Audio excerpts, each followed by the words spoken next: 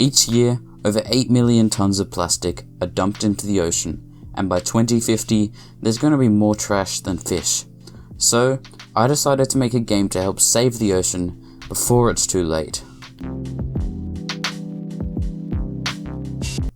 First, I need an idea for my game. I want the player to control a scuba diver who goes around and collects trash falling from the top of the screen.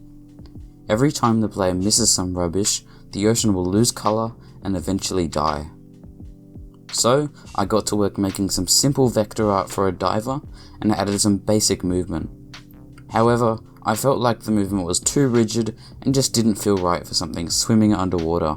I made a few changes to give it a sort of floaty feel, where instead of moving in the direction of your arrow keys, you rotate the player and a force is added in the direction you're facing. I think this feels much better. I then made some trash vector art which falls from the sky and can be collected by the player. With a few animations and a score counter added, this already feels like a pretty fun game. But when trash starts to fall more frequently, it can be a little hard to collect it all. To prevent this, I introduced a dashing mechanic, which makes it much easier to get to the other side of the screen and adds more skill to the game. Now I just had to polish the game.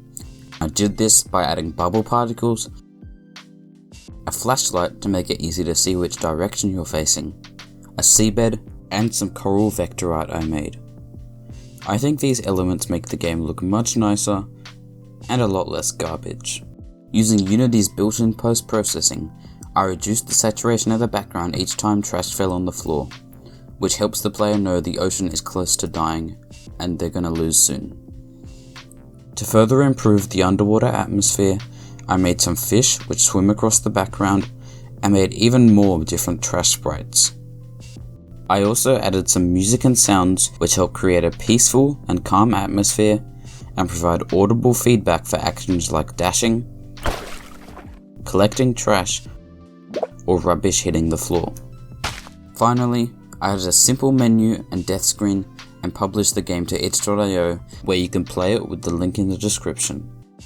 Even though this video is a bit late, you can still help clean up the ocean by donating to Team Seas and helping them reach their £30 million target. Also, make sure you check out the awesome games that other people made for the CJam Game Jam. Finally, here is some footage of me playing the game.